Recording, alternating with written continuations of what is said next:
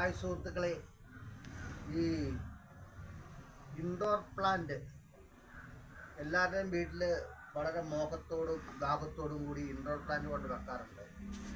പക്ഷേ indoor plant വീടിനകത്ത് ഒരു ചെറിയ ചെടിയെങ്കിലും ഇല്ലാത്ത വീടുകളില്ല. ഇൻഡോർ പ്ലാന്റ് വെക്കുമ്പോൾ സൂക്ഷിക്കേണ്ട ഒരു കാര്യമുണ്ട്. ശരിക്കും ഇൻഡോർ പ്ലാന്റ് എന്ന് പറഞ്ഞു കഴിഞ്ഞാൽ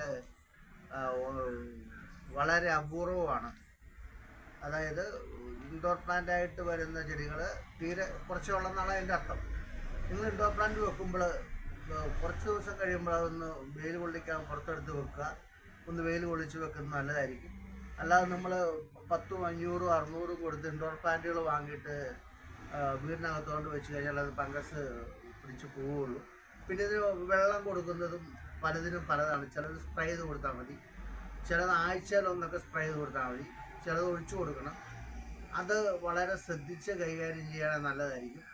അങ്ങനെ എല്ലാവരും ഇൻഡോർ പ്ലാന്റ് എല്ലാ വീട്ടിലും ഉണ്ടെന്ന് എനിക്കറിയാം. സ്നാക്ക് പ്ലാന്റ് എന്ന് പറഞ്ഞ പ്ലാന്റാണ്. ഇതൊക്കെ വീടുകളിൽ അത്യാവശ്യമായിട്ടും വെക്കേണ്ട സാധനമാണ്. അപ്പം ഇൻഡോർ പ്ലാന്റ് വീട്ടിൽ വെക്കാൻ നല്ലതാണ്. ശരിക്കും ഓക്സിജനൊക്കെ വലിച്ചു കൊടുക്കാനുള്ള പ്ലാന്റുകളൊക്കെ നമ്മുടെ ഇതിനിടയിൽ ധാരാളമായിട്ട് കിട്ടുന്നുണ്ട്. ഇന്ത്യയിലും കുറച്ച് കളക്ഷനൊക്കെ ഉണ്ട്. എത്രയുണ്ടെങ്കിലും ആൾക്കാർക്ക് ഒരു ചെടി ചോദിച്ചു വന്നാൽ ഒരു തൃപ്തി വരില്ല. ഇൻഡോർ പ്ലാന്റ് വാങ്ങിക്കുമ്പോൾ മറ്റുള്ള ചെടികൾ വാങ്ങിക്കുന്ന പോലെ കാഴ്ചക്കൊക്കെ ഭംഗിയായിരിക്കും. പക്ഷേ ഇതാണ് ഇപ്പം കൂടുതലായിട്ട് ഇൻഡോർ പ്ലാന്റ് കല്യാണം, കയറി താമസം, ഇതിനൊക്കെ ഗിഫ്റ്റിനാണ് പോകുന്നത്.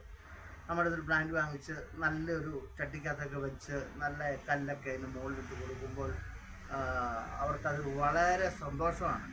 മറ്റുള്ള പഴയ പ്രതിമകളും രൂപങ്ങളും കൊടുക്കാൻ നിർത്തിയിട്ട് ഇപ്പം ഇങ്ങനെയുള്ള പാത്രങ്ങളൊക്കെ കൊടുക്കാൻ നിർത്തിയിട്ട് ഇപ്പം ഇങ്ങനെയുള്ള സാധനങ്ങളാണ് കൊടുക്കുന്നത്. അപ്പോൾ എല്ലാവരും ഒരു ഇൻഡോർ പ്ലാന്റ് വളർത്തുക.